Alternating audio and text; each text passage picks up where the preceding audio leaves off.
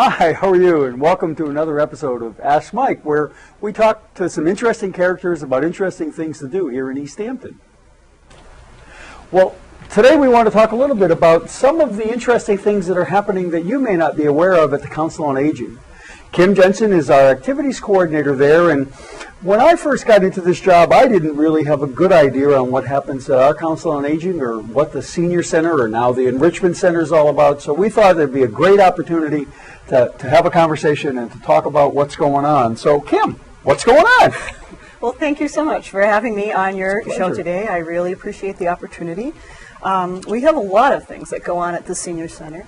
We do send out a newsletter every month, but we do find that folks in general don't always access the newsletter because they're not going to read through too many pages. So what we're doing is working on a website that'll have a link that'll be easier for them to access, that'll list all of our activities that we do. Have you been down lately to see what we've been doing there, Mike? Well, I've been there lately, but it was in the boiler room, so why don't you tell us? Well, we have our activities, I do have to say. We don't have a lot of activity going on in the boiler room. That's why I didn't see any patrons there. That was it, definitely. So what we do have going on is a lot of folks don't realize that people can access, for instance, our exercise room that we have. We have 8 pieces of equipment for both upper and lower body. We have a universal trainer in there that was installed. All the equipment is updated. And occasionally we can even offer personal training when we do engage someone. What a lot of people don't realize is the fact that if you're 55, you can access our program. It's $60 a year. That's a pretty good age for a senior. It is. And that's something I suppose that we'll probably cover today, is what makes a senior a senior. That's true. That's true. We should talk about that. All right. I really feel like the definition of senior is changing, which is reflected in our programming there at the COA. Folks, as they get to that 55 age range, 55 to 60, don't really think of themselves as a senior, yet there's a lot of things they could be accessing that they don't realize. If you're part of the baby boom generation, I don't want to date you. And many on of us that, are. Okay. I'm on the tail end of that baby boom, and we're going to actually have a senior boom in a few years. So we're thinking ahead. We're using everything that's available to us to try to see what we will do for future programming. What do you mean a senior boom? A senior boom. As you had a baby boom, Sure. all of those babies will be riding the same train, getting off at the same stops, and eventually we will all become the 60-plus club. So this is a bubble of population that's is a bubble. moving towards senility? No. No, senior. Senior, that's it. Thank you. So I noticed in your census, I bothered to go through and look up a good. few things I thought you'd like to have some Thanks. paperwork there to look at. You have a really large senior population here in East Hampton. It's about 23.5% Percent of the people? Yes. So out And of that's- 16,000 people, that's quite a few people. That's quite a few people. And again, that will only grow. That percentage is only going to go up in the oncoming years. So again, we're thinking about programming that will appeal to the next coming crop of folks that's in the 60-plus club. We're finding, for instance, as with our programming in our gym, that the people who come are getting hip and knee replacements, for instance, that people are living a very much a longer, healthier, active life as a senior, so that the definition of what you think of as a senior is probably going to change quite drastically. Yeah, people of advanced age, seniors these days are much more active than I recall when I was a young person, and maybe it's my perspective, but it seems as though seniors want to continue with their lifestyles much longer than in the past. That retirement doesn't necessarily mean that we're going to do something sedate and we're going to sit back and watch the roses grow or something. It means that we're going to continue to be active. Now, you mentioned that there was a fitness center, the gym, as you Yes. as you put it. How does that work? For folks to For access folks to it? use it, sure. Well, We have a membership fee that we ask folks to pay, and that fee actually just goes into an account that allows us to repair machines and purchase new equipment as things come up. So it's $50 a year. So that's a presently. donation, really. It goes into a revolving account, a donation account Yes. where you use it to maintain the equipment. That's very good. We have had to make repairs to the equipment. Good equipment is expensive. We have very good equipment in there, so if it needs a repair, it tends to be quite pricey. Also, it gets so much use that sometimes things do wear out. Yeah, You do true. have to purchase new belts, new motherboards for the computerized equipment that we have in there. So. Well, it sounds like pretty advanced equipment. It's It not is. not very old then. No, it is not. Very No, good. most of the equipment has been updated within the last, 3 or 4 years. It is a very busy place. It is open Monday through Friday, presently 8 to 4, and we're actually thinking about a pilot program, which was gone through Yeah. with you, that I think you're aware of, where we will be open on Thursday until about 8 p.m. So Yeah, that Thursday night program, there's going to be some alteration in hours. I think the executive director is going to be working nights to be Yes. able to leave the facility open. And I know that the exercise center is a part of that, but I think there's also going to be some additional programming that we're thinking about doing to get more folks to come in and use the center. Yes, in order to have the building open and to be able to justify all that, having the gym open or the exercise room would be fine, but we'd like to run alternate programming for folks that are maybe not coming in just to exercise. So there will be other things offered. We're considering a Spanish language class. We're considering other fitness programs that wouldn't be using that space at that time. Also health programming, health seminars. We have several things in the works to Good. see what will happen. We never know quite what we'll go over, Yeah. so we change our offerings very frequently, which is why the website is going to be such help to us to be able to update that more quickly than you can with a paper. Sure, that'll be a new website geared Brand new. specifically to the Council on Aging activities and all of the things that are happening in the Enrichment Center. That's so correct. We talked a little bit about the kind of programming that's done to help people stay fit and that sort of thing, but is that all that happens at the Council on Oh, Aging? Or are no. there other things? You're an activities coordinator, so I'm guessing there must be some activities going on. There is, and I know that you've come down and seen quite a few of them. You can find at any point, you could find any number of things that we're going through. We do computer classes. We're doing an art class shortly, drawing from nature. We're having a quilt show. I'm always thrilled when Nice. we can show what our seniors are doing with their time and what they're choosing to do with their time. As you said, trying to illustrate what seniors do in the 60 Plus Club. It's not always what people expect. Sure. We even have Nordic walking. We also have an active adults group that has involved itself with whitewater rafting, kayaking. Wow. Yes, really. And a lot of hiking. We've done a lot of that too. We have a meal program that people can access as well. That's 3 days a week through Highland Valley. And we're also trying out the idea of a small cafe that happens once a week on Thursday. Yeah, I was. In fact, I think I came to one of those. You came to our That was your January inaugural New one, Year's. wasn't it? Yeah, it was our Yep. New Year's. It was our New Year's program. We also we have Shine, which is a program that people can come in, they can make by appointment and speak with health counselors that will help them walk through their health insurance when trying to navigate all those papers and all the offerings that happen for health insurance. And we have AR tax time right now, AARP. Oh, it is income tax time. Which I have to say on camera, that's completely full. So please don't call the center right now for an appointment with them. But again, taxes can be done. We really are seeing ourselves as almost a resource center on top of an resource and information center on top of all the activities and things that we offer there.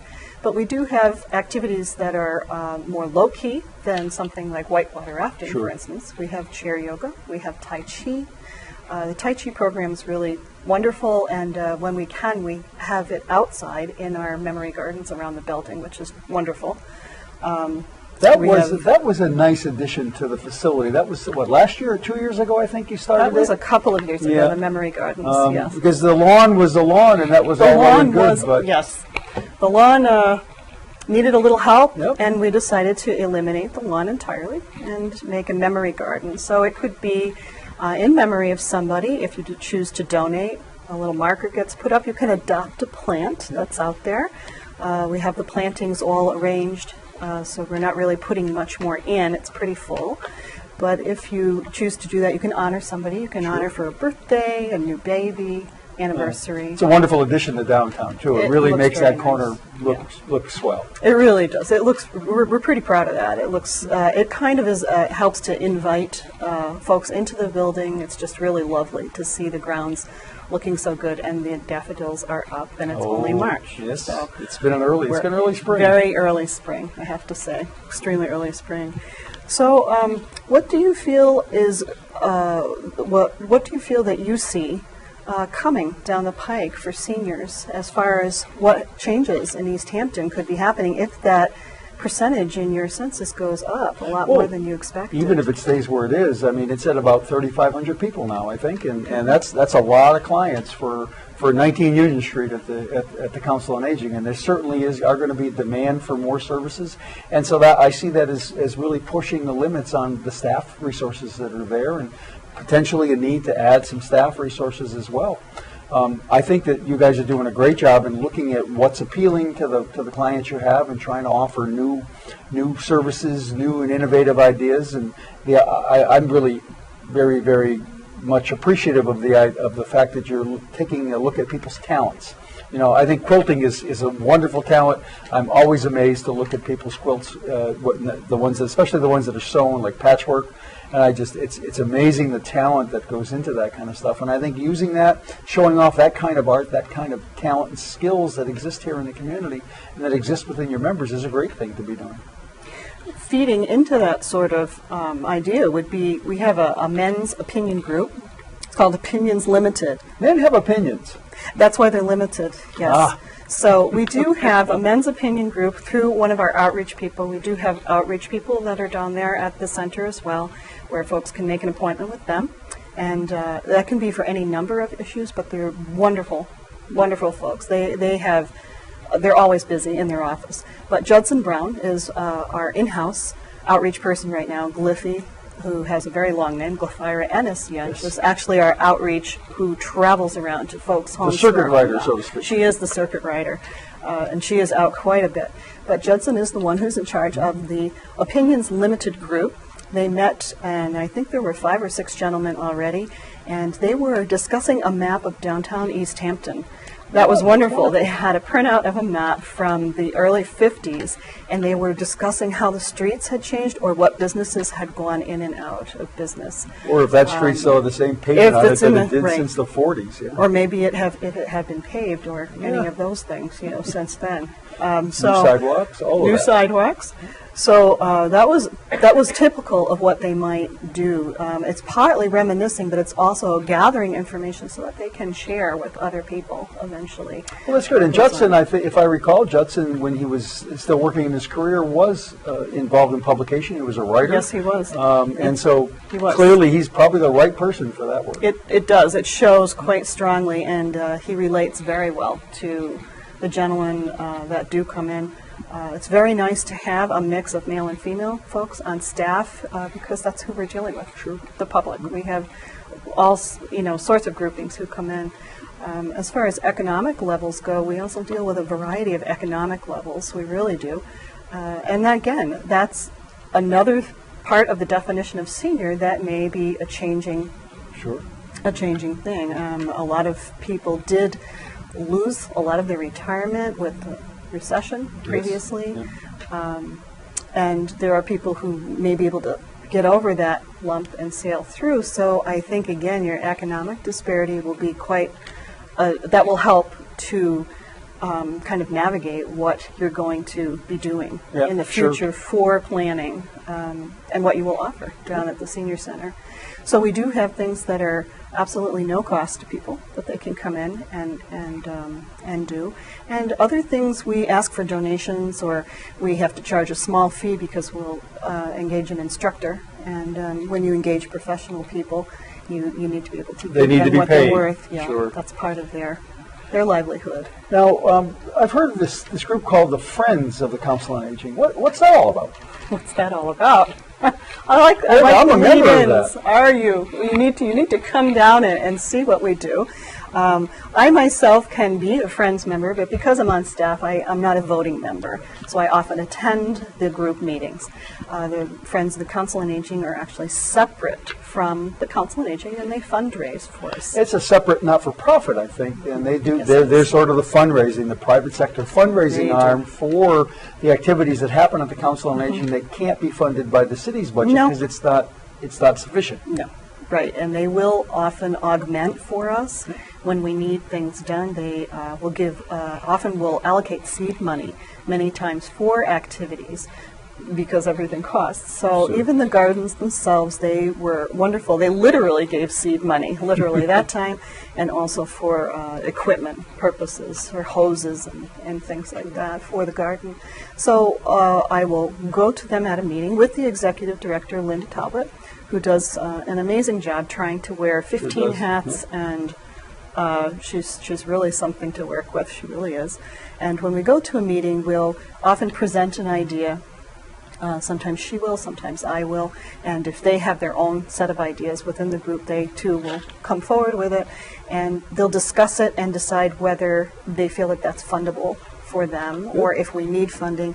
Mostly we need to keep them in the loop because, again, without people's membership to the Friends of the Council on Aging, we can't, it's impossible to keep going. So we really do need people to consider donating to them and kind of supporting them. And there's no age limit on who could be a friend. No. So we No, encourage we those have- people that are under 55 to also become friends We'll of the take Council all on our Aging. friends. We love our friends.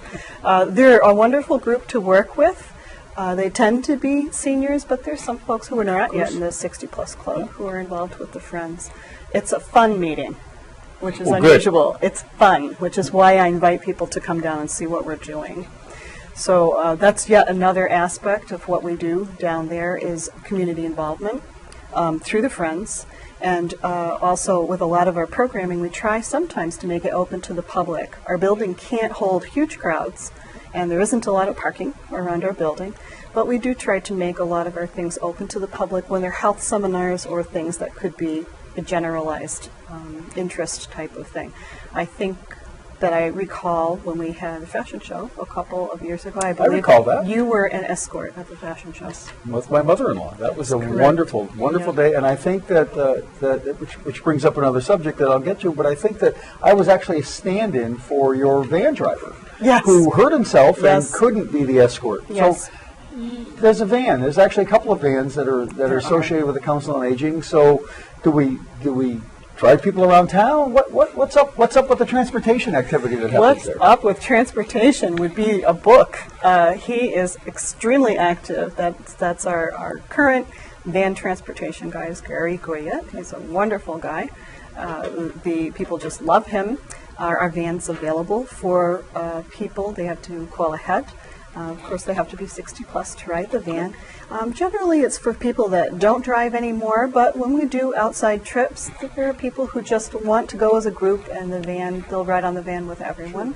Now, It's there's a some wonderful regular van. activity that goes on. The trips to Big E's, trips to Big Y, some regular routine activities that really essentially the van will come and pick up a senior and then bring them to the store or That's to correct. wherever the destination is, and then pick them up and bring them back after they're done shopping or after they're done going to the I know. Wouldn't you like the that? event. Well, Wouldn't I really you like would. that taxi I mean, service? I would.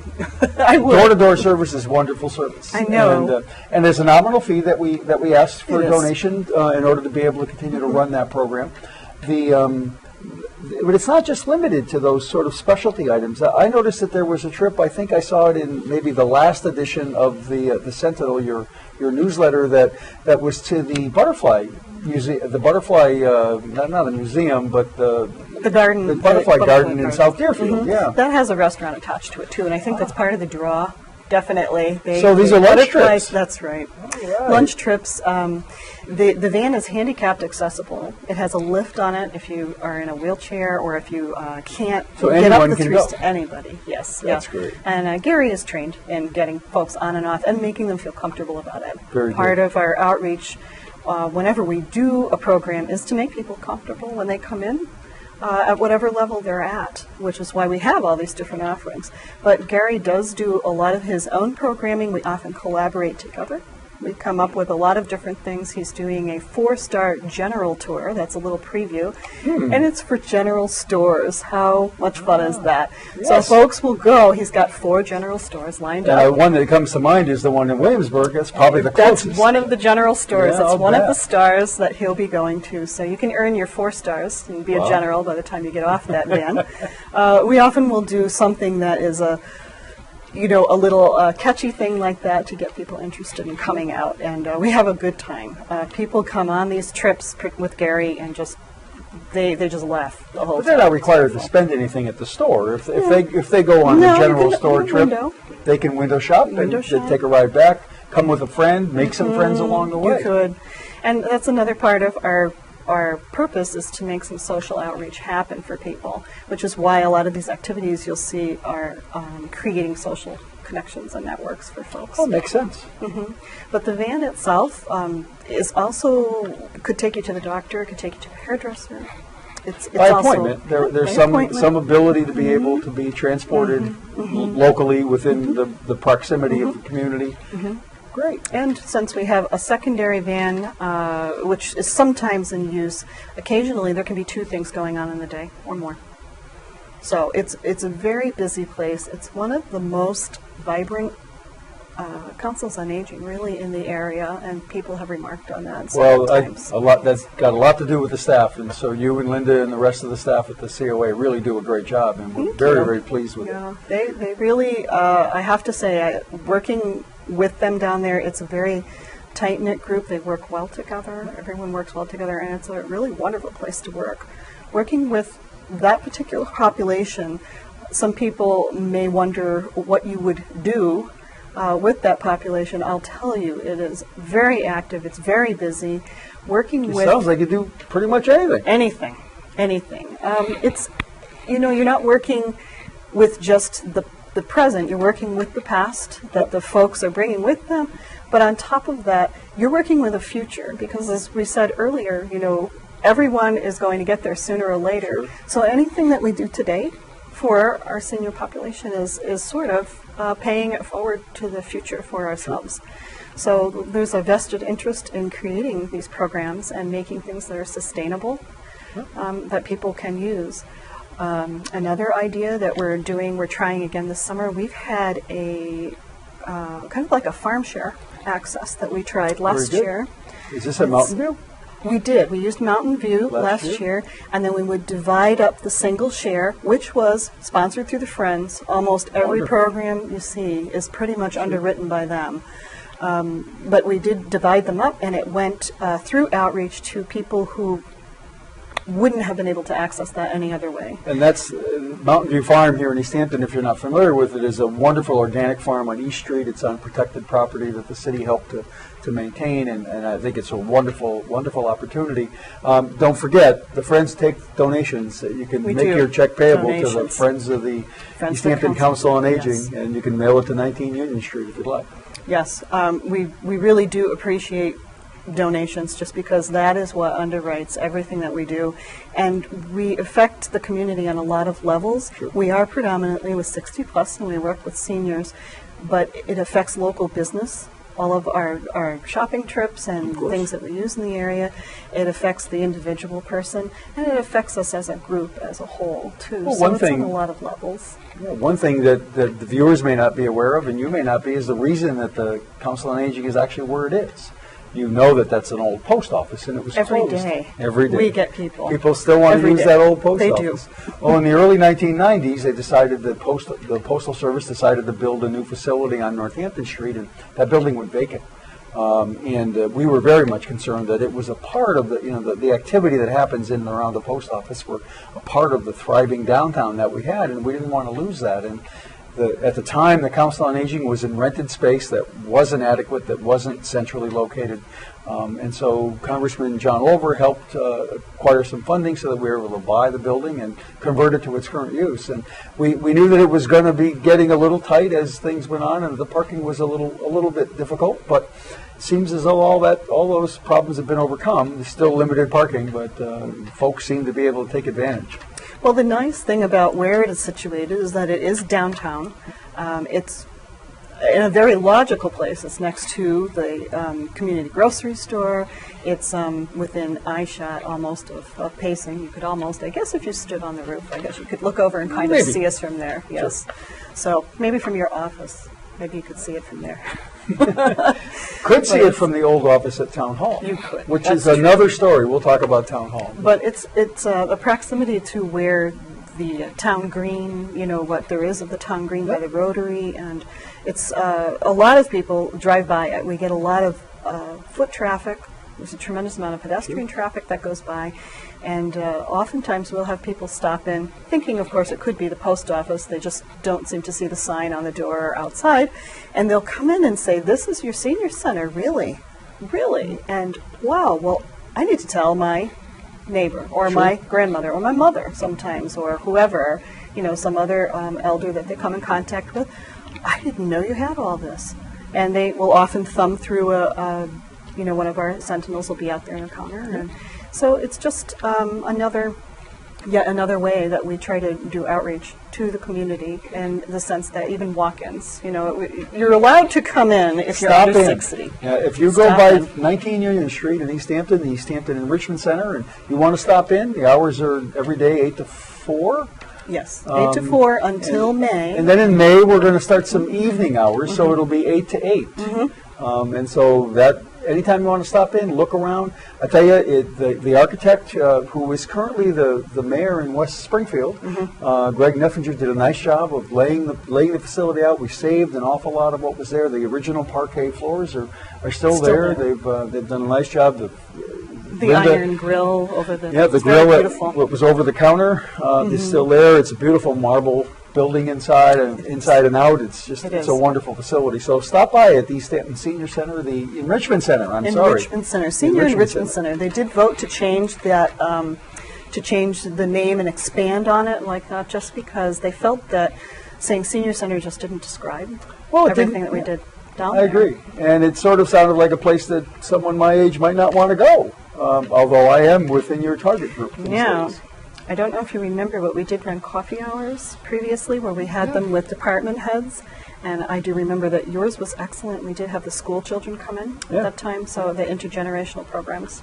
We do that as well. Yes.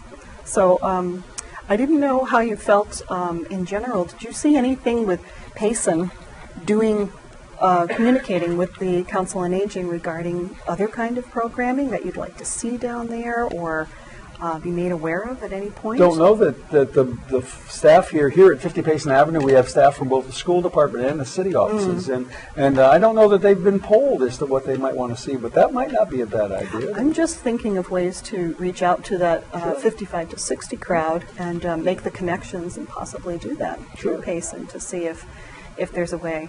I was glad to get some of the information from the Census Bureau and some other places, but it is amazing what the coming wave is going to do. Sure. I just find people are exercising a lot more that they're recommending to for a healthy.